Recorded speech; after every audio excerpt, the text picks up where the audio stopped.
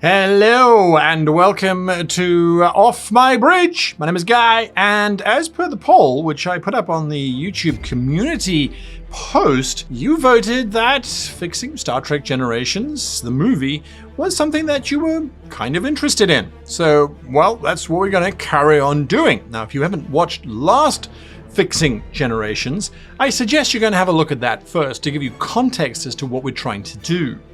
Now, we are now looking at the second introduction within the movie. This is the introduction to the Next Generation crew and to the plot. So we're going to be looking at from the time of Worf's promotion aboard the USS Enterprise sailing ship all the way through until the destruction of the Amargosa star. There is not a lot to fix here because I believe that this is part of the writers kind of falling back on Next Generation episodic writing style.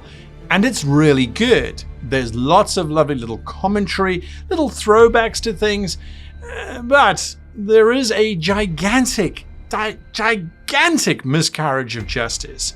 And I feel that it ruins the entire film if we don't address it now. So that's what we're going to be doing in today's episode. We start with the ceremony for Worf to be promoted, and it's on the USS Enterprise, the sailing ship, and it's all lovely. I wouldn't change any of it. I enjoyed it. I really did. I was super optimistic at this point when I was watching the film. Then Picard gets a priority message, where on screen it's displayed that his nephew and brother died in a fire. Firstly, that's awful, and I don't think that would have ever happened. At the very least, the wife should have contacted Picard, or an admiral should have contacted Picard. That's not just something that you send over text message. I feel like that was very poor. Now here's where things should change, in my opinion, to A, take advantage of Patrick Stewart's acting capabilities, but B, to go back to the central theme of the film. And if you remember in the first part of this series, I was talking about duty before self. That was what we had to do to make Kirk's death meaningful. He had to do his duty before himself. This has been a theme that's run through most of the Star Trek films. Spock, the needs of the many outweigh the needs of the one. We need to have that theme here. How do we see that in what's happening to Captain Picard? We're not. We don't see that as strongly as we could. It would be better, in my opinion, if he had this priority message coming through and he excuses himself from the celebrations. The promotion is basically done and he can leave. He walks onto the bridge and is told the message has been sent to his ready room. He goes into the ready room where he has this communication with his nephew Rene. Now, the reason for this is because if you haven't watched the episode Family, which was a spectacular episode, just after Picard has been removed from the Borg Collective, he goes back to the family villa in France, and it's a wonderfully strong episode where we meet Robert and Rene and the family, and life is great. But if you haven't watched that, Picard's nephew and brother dying in a fire is fairly flat, especially since it was presented as an off-screen message, and that's about it. Instead, here in his office, he has a message from Rene. It's a live video call. Rene is waving to Jean-Luc, telling him all about how, in preparation for joining Starfleet Academy, he was on a cruise on the USS Mortimer. Yes, that's me playing with words. On the Mortimer, doing a cruise around a stellar nursery out in the middle of nowhere to see what life would be like on board a starship. And reluctantly, Robert is there as well, very gravelly and gruff, saying, well, this is all your fault, Jean-Luc, but I'm glad that we're here. Give them that bonding moment, and then you blow up the ship in mid-communication with Picard. He literally watches the channel go dead. Computer, re-establish a link with the USS Mortimer. He rushes onto the bridge. Scan the sector. Where is the USS Mortimer?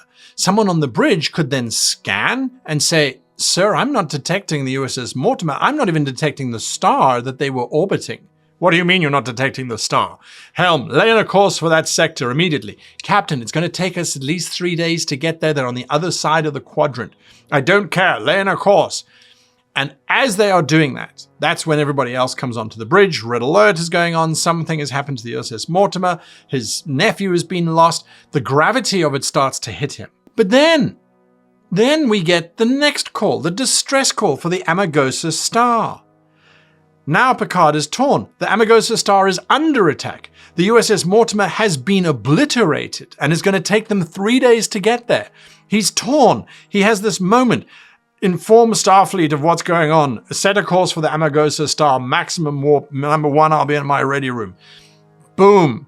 Now, the audience can connect with Rene and with Robert and with Picard, and we can see what was lost. But we can also see that Picard has placed duty above self. As much as he might want to go and find what's happened to the USS Mortimer, he has to respond to this thing first. As an actor, Patrick Stewart would have been able to play that torn moment of trying to choose the right thing to do. And then when we go in to him having his moment with Deanna Troi, that's when she is a counselor. And that is when she is helping. And that is when she is giving him the pep talk and going through the report of what came back from the USS Mortimer, what was discovered. That is an amazing opportunity. Now, the scene between them was already strong to begin with, except for the family album thing. That was a decision which I think was particularly poor. I'm fairly certain it was a budget thing, but I feel like Tasha Yar got a hologram. Rene and Robert got some photographs. Do you really see Picard as being the kind of captain who gets sent a whole bunch of digital files from the family, gets the computer to print them out, and then nicely sticks them down with little holographic edges? Perhaps you could argue that it was the wife who sent the album to Picard and she lovingly put this together. But if she had to send it to him, then it means that he wasn't very sentimental to begin with. Yeah, a couple of holograms, a few little video clips, something would have been better than that family album, in my opinion. Now, when we get to the Amargosa star investigation part of this entire process, well, I think that Data and Geordi found that hidden door way too easily. But if you backtrack even earlier, Worf says Romulans. I was so excited when he said Romulans. I love the Romulans as bad guys or as just good guys who are misunderstood, whatever. I thought it was going to be Romulans. Turned out not. It was Lurso and Beator who were, it's fine. But then all of the scientists that are on the station that they find all appear to have physical wounds done to them. Cuts, bruises, blood everywhere. The Romulans use disruptors. There is no blood. There's no trace. Or, and this would have been better, would have been if they found Soren strapped into an interrogation chair and they were beating the hell out of him to find where their trilithium was. That's more Romulan. Tell us where it is. Nope. Psst. Right, I've disintegrated one of your crewmates. Tell us where it is. Nope. Psst. I've done it again. The visual choice in this film, these were things that I didn't like. Change that up, and again, Soren is sitting there, duty before self. I wouldn't tell them, I didn't tell them anything, I don't know what they were looking for, leave me alone, I've got to go and do some stuff. Perfectly fine. But it allows us then to go, oh yes, the Romulans were definitely interrogating, they were looking for something. What were they after? We don't know. It creates a bit of a mystery. Whereas beforehand, it's like, well, why were the Romulans here? It was a bit flat. Data and Geordi finding that secret door, way too easy. The Romulans should have been able to do that too, especially if they're specifically looking for the thing. I think it would have been a lot better if Worf had been allowed to do what Worf does and to walk around and go, well, hang on a moment. If someone was standing here, all of these blast marks that were fired back at the Romulans, not using disruptors, but using that weapon of Soren's, which blows things up. It's really, really dangerous. You can imagine Soren would have been defending himself and his laboratory from the Romulans.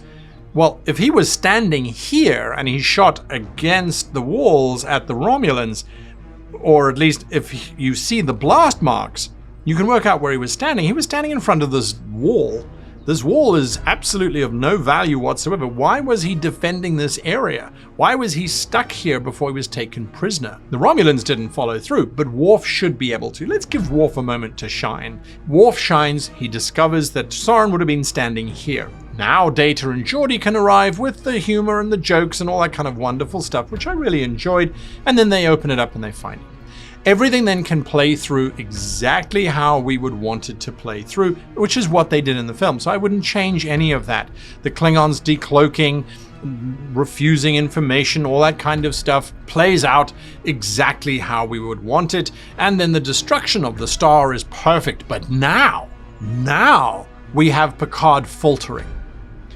Instead of saying, "Helm, engage, warp 1," now he looks in horror. He looks in absolute terror at this thing that destroyed his nephew and his brother and his dreams of a future Picard. It's in front of him. It's come to him. He cannot escape his destiny, if you will. And there's no reason to believe that Soren wouldn't have had multiple missile sites set up across the galaxy to do this at the same time, to literally try to cause the Nexus to move in one movement. Because if he does multiple ones of these things and people start detecting it, it could influence his plan. So I think he would have them firing simultaneously or as close to simultaneously as possible. As Picard is faltering, Riker is the one who has to step up and say, "Right, do this, engage." And then the ship engages. And I think that would be really good, because there we have Riker, duty to the badge, to the ship before self. Instead of respecting Picard, he takes a step forward and gives that command. It also removes Riker from having to question Picard whilst Picard dithers around. I didn't like that to begin with. The crew would be sympathetic towards the captain. They would see that something is wrong, and I feel that Riker would have questioned him as well. At least more than what he did in the original film. That gets us to the destruction of the Amargosa star, and we're now 40 minutes into this film. It's a really long opening and setup for the film. In normal circumstances, within 20 minutes, we're introduced to the plot. We're only introduced to this plot in 40 minutes. Hence why Generations has a weird kind of timing scheme. It takes a lot of setup and then it gets resolved really quickly, because they were running out of time. We don't have that disadvantage, and nowadays films can be longer than 90 minutes. It's not a hard and fast rule as it was when Generations came out. What do you think? How do you think my choices have changed? Do you think they've improved the film? Or am I just spouting hot air using 2020 hindsight? I don't think it is. I think a lot of this is just really running through it and working through what would be the right choice. Anyway, leave your comments down below in the comments box. And if you are trying to get back to the Nexus, or even if you're not, hit that like button. It helps me, basically realize that this is what you want. Until next week, however, I wish you long life and happy gaming.